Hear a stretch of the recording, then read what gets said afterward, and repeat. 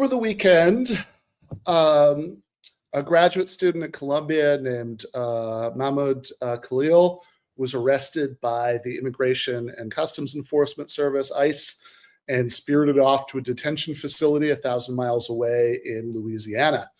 Khalil was one of the most prominent leaders of the anti-war protests and encampments at Columbia last year. And he had been heavily targeted by people like Shai, Davidai, who was loudly demanding that something just like this happen. And by the way, if you've made sufficiently better life choices than I have, that you don't know who Shai is. He is an assistant professor in the Columbia Business School, but that seems to be more of a side gig for him. His main job seems to be beefing with student protesters and being an absolute piece of shit on the internet. The version of American politics that, of course, we've all been living in for the last 10 years since Donald Trump came down the escalator in 2015 to announce his candidacy with a speech about Mexican rapists can sometimes feel a bit like a foreign country. I actually think we should resist the impulse to think about it that way. I'm actually going to be talking about that in a minute. But like I said, it can feel like a foreign country. Like this is something else. This is Trump world. Like, you know, the Rick and Morty episode where Rick has a device that he attaches to the TV to let them watch channels from alternate dimensions. You know, oh yeah, Morty, this is the, this is the channel from Trump world. That's the dimension where all of American politics revolves around the personality of this reality TV host. It gets boring. Let's watch something else. Of course, we can't change the channel.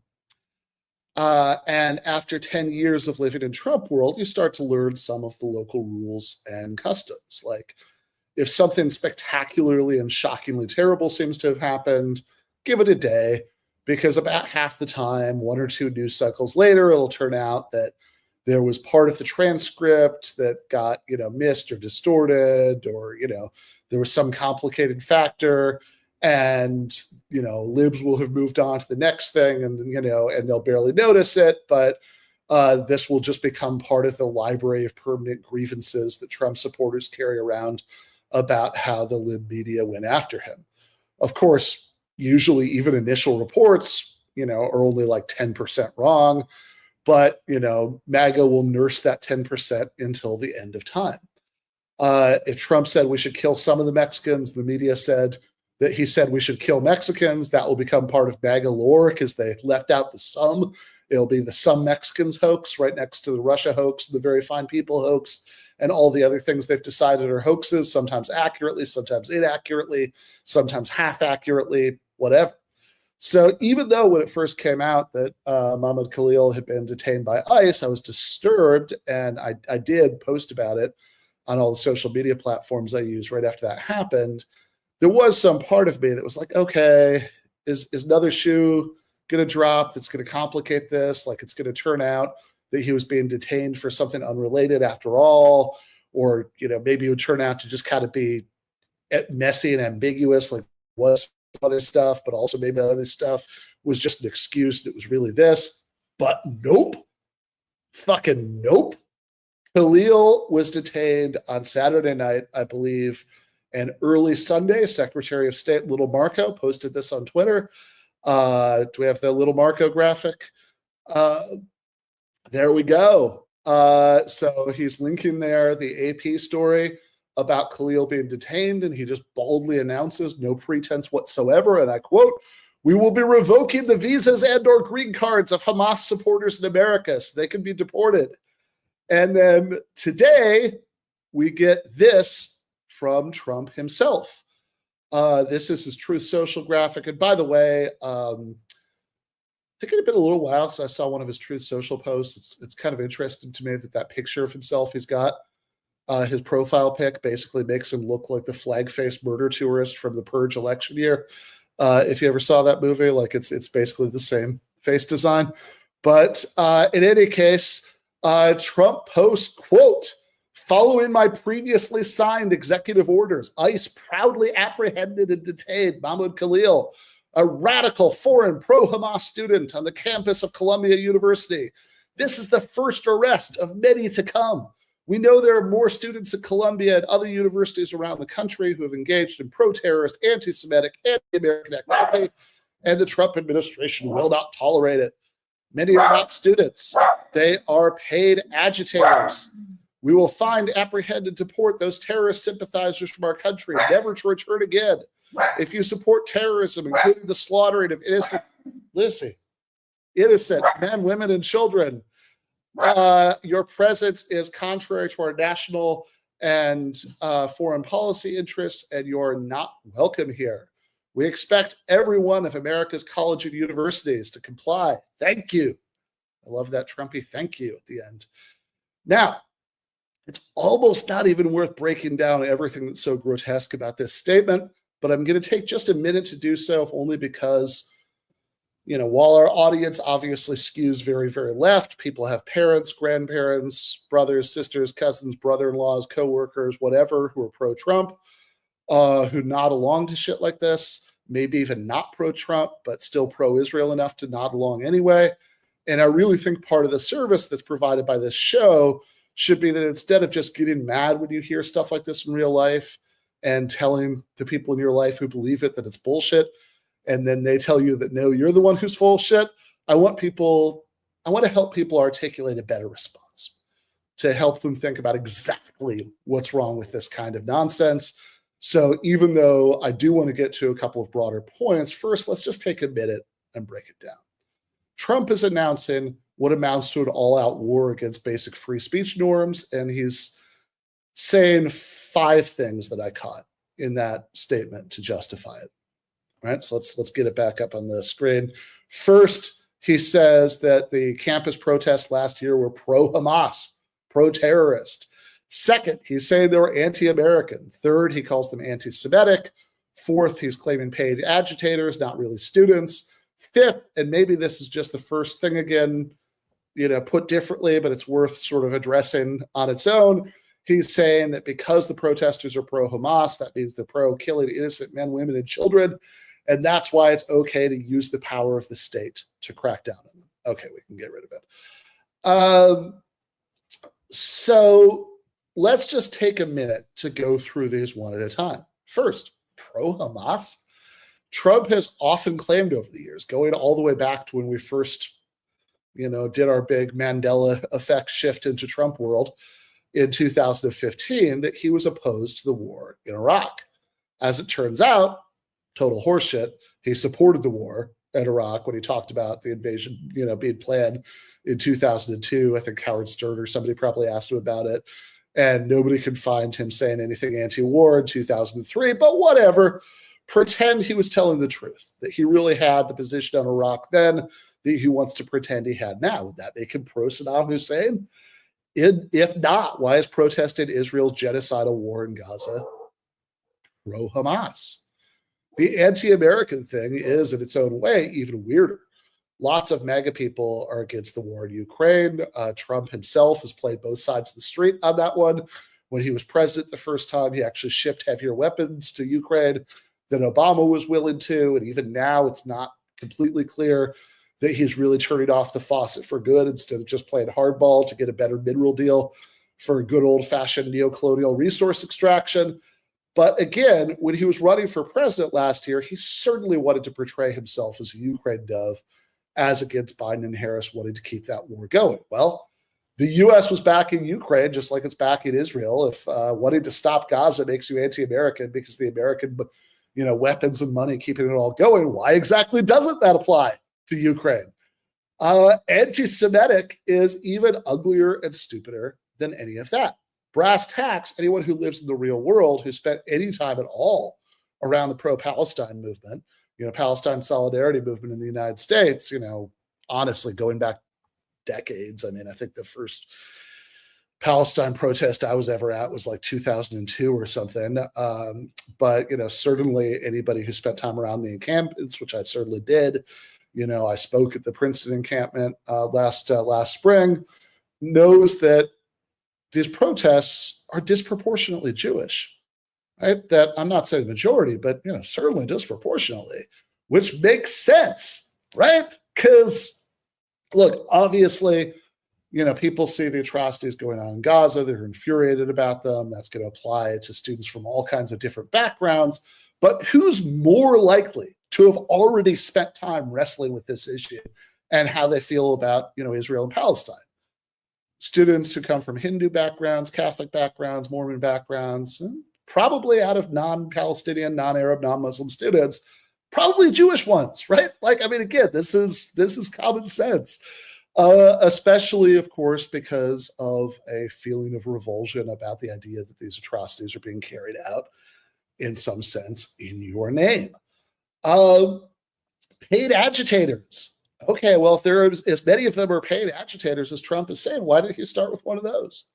Right? Why did he find a paid agitator and arrest him? Right? Why is the one that that he started out arresting and did a huge victory lap about arresting and is just trumpeting it everywhere? Why is that one a real student, not one of the paid agitators?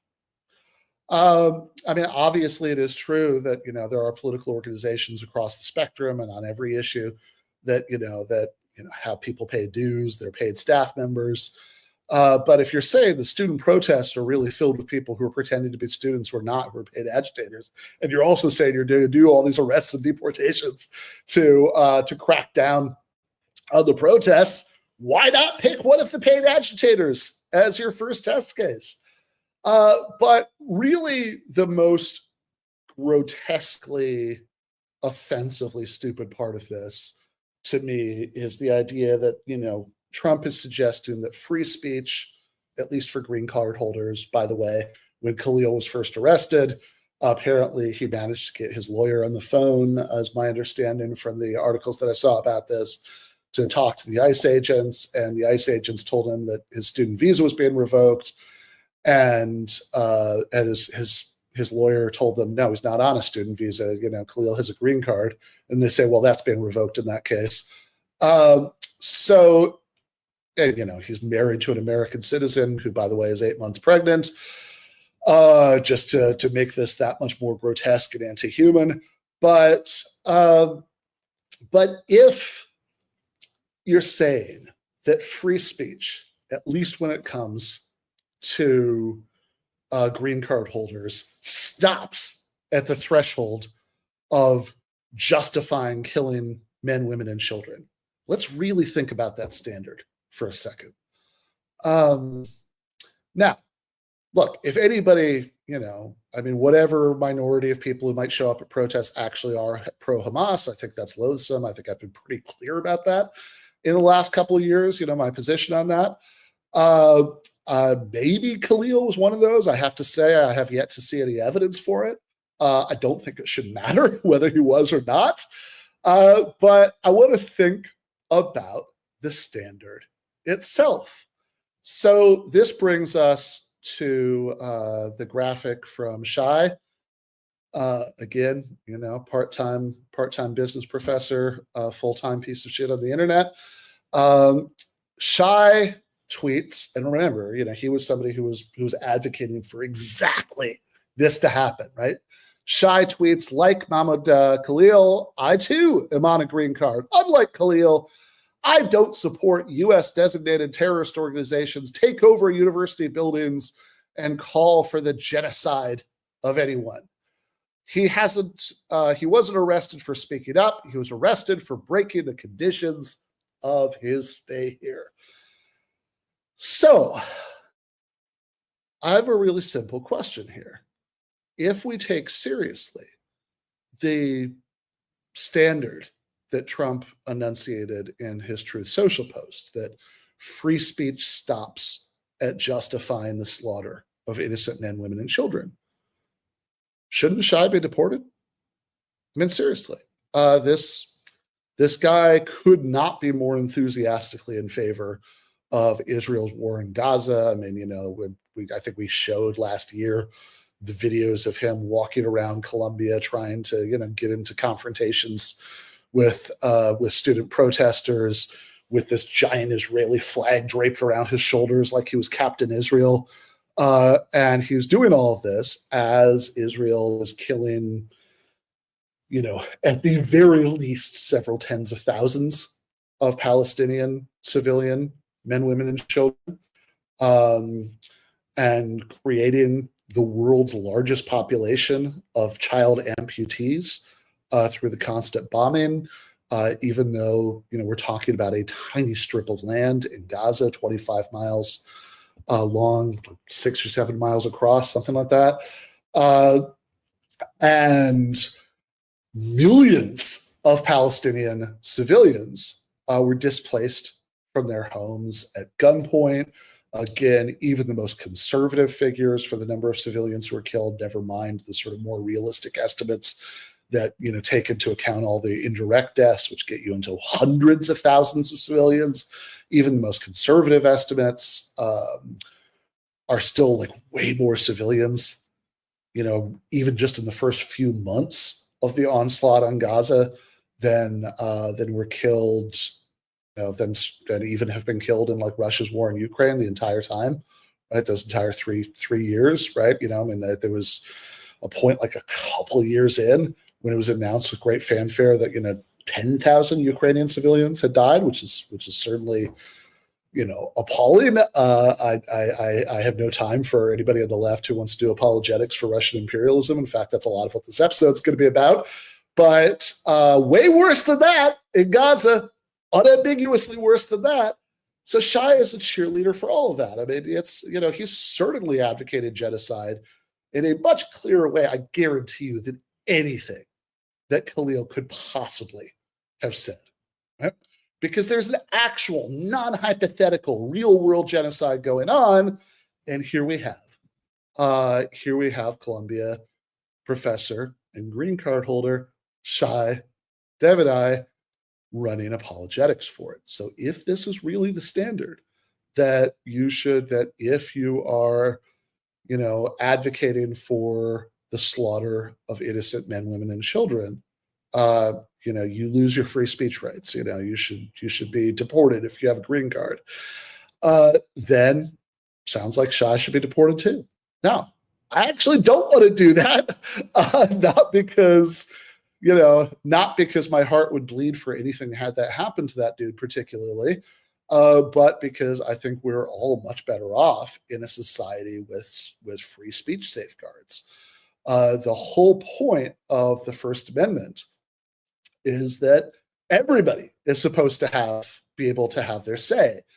And, no matter how grotesque we find it, that's how you test whether you actually care about free speech, right? No authoritarian regime has ever censored anybody who was saying things the regime liked, right? The test is always whether you support it in cases when people are saying things you hate, which is why I don't want to deport Shai. But it doesn't seem to me that Shai himself, or certainly Trump or Marco Rubio, are willing to uphold that standard. And in a lot of ways, this should be really shocking. I mean, really shocking. Like, let's just look at the Trump Truth Social graphic one more time, just to remind people of what it says. Right? He says that we know there are more students at Columbia and other universities across the country who have engaged in pro-terrorist, anti-Semitic, anti-American activity, and the Trump administration will not tolerate it. Got that? Right? So notice what's missing from that sentence. He's not even saying, we know that there are other green card holders who have engaged in, anti-American, pro-terrorist, blah, blah, blah, blah, blah activity. He's saying, we know there are many other students who've engaged in this activity, and we will not tolerate it, right? He's saying that the protests themselves are what he will not tolerate. And so, arresting and deporting anybody he thinks he can get away with arresting and deporting is how he's going to crack down on, how he's going to stop tolerating it. Now, we should note that there is a district judge who has already issued a preliminary order stopping Khalil from being removed from the United States until the habeas petition has had time to be looked at. So it's possible that he will not get away with this. I really hope that he doesn't. But The fact that he thinks he can get away with it is really dark. It's really dark that we're crossing this kind of threshold of authoritarianism. Saying about student protests that he doesn't like, right? That's it's anti-American activity, and therefore he's not going to tolerate it. Sounds like something that the leader of the country would say in a dystopian science fiction movie about a slide into authoritarianism, right? I mean, that's what it is. So I just wanted to make two more points about this, and I'll wrap up with that. One is that I think that if we're going to be serious about how we push back against this stuff, right, which we certainly should, and I will note, by the way, for whatever it's worth, as far as certain kinds of intra-left arguments about, Trump and voting and, differences between the parties and all that stuff, we did tell you so. In fact, our main guest tonight, Dr. Guba, co-wrote an article with me for Jacobin. I believe we have a graphic of this that was last summer called "Trump Wants to Purge the Deep State So He Can Weaponize It." That was all about the reasons that we were concerned that Trump might be more competently authoritarian in his second term than he was in his first term. And I've got to say, I suppose you can quibble with the but Trump has certainly been purging like crazy. That's been, that's been everywhere, right? I mean, that's the last six weeks of Doge shit. And certainly weaponizing, right? That's what we're talking about when we talk about things like the detention and attempted deportation of somebody explicitly because of his political views and his involvement in campus protests. No, don't tell me it's because of occupying the buildings or whatever, right? That they have if some Zionist students at Columbia had done a sit-in to demand that that there be more vigorous enforcement of policies to crack down on anti-Semitism, that Trump would be announcing that Shai was being deported if he joined them as a green card holder, right? That's has nothing to do with anything, right? It's not, oh, you broke the rules by entering a campus building you weren't allowed into, right? It's the content of his politics explicitly and the fact that he was engaged in these protests the Trump administration disapproved of. This is something I said in my video that I did just before the election about why I do think that leftists in swing states I thought should do tactical nose holding. I reference our friend Branko Marčetić's article about Trump threatening to do essentially a new Red Scare, right? So again, for what it's worth, told you. But moving on from that, right? I just want to make 2 points about this. First, if we're serious about pushing back and sort of mounting the best possible defense against the kind of authoritarian threats, and no, I don't think there's going to be, literal fascism that everybody who's been on screen is going to be in a concentration camp or anything. But I think there's a whole range of horrible authoritarian bullshit between here and there. And I don't think the slide is done yet, right? I think it's going to get worse. And if we're going to push back against that in the most effective way, if we're going to respond to that in the most effective way, I think there are certain kinds of nonsense that American liberals often propagate, that the left, such as it is, often picks up. They're just being profoundly unhelpful. A lot of people in the last decade or two have really given up on, really moved away from the left's historic commitment to free speech. If you look at issues like people trying to stop visiting speakers from campuses they found offensive, or backing like tech censorship, even like leftists making libertarian arguments that censorship doesn't count if it's from the private sector, all of that was a huge mistake. I think a lot of the identity stuff that that a lot of people on the left leaned into was a huge mistake. And I think seeing this kind of safetyist rhetoric based on identity stuff that, Jewish students are unsafe, being weaponized to support massive censorship should be a wake-up call on all of that, right? I think we need to do better than any of that.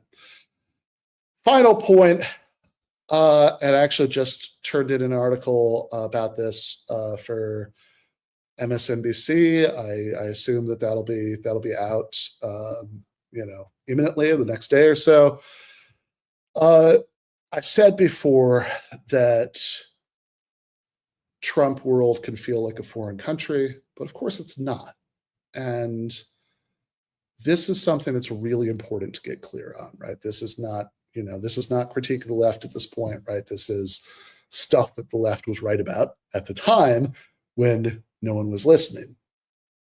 Because what Trump is doing, right? I mean, again, I think in a lot of ways, the detention of Khalil does represent a sort of shocking new threshold in escalating authoritarianism, and certainly the way he justified it, right? That anti-American activity is not going to be tolerated. But it didn't come from nowhere, and we've got to be clear about that. It's not that the United States had a wonderful, functional democratic culture, and then one sunny day, out of nowhere, Trumpism fell from the sky. You have to go back to September 11th, George W. Bush's response to September 11th, the Dems' support for George W. Bush's response to September 11th, Obama's continuation of what George W. Bush did in response to September 11th, Trump and Biden's continuation of that. And basically what we have had is more than 2 decades of bipartisan consensus behind the idea that if you say the magical word terrorism, that's a permission slip for undermining basic rights and freedoms. That once the word terrorism has been invoked, everything is fair game. And so we shouldn't be surprised when we see this kind of dystopian YA novel level bullshit being justified on the grounds that the victims were pro-terrorist, because this is exactly where that road always led.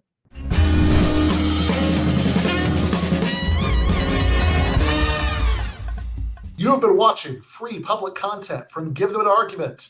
To access every single episode of the show, the main show on Monday nights, all of the streams, all of the debate breakdowns, all of the patron-exclusive postgames on Monday nights, all of the patron-exclusive bonus episodes every week, and much, much more, go to patreon.com/Ben Burgis. I cannot resist ending this with, don't be foolish.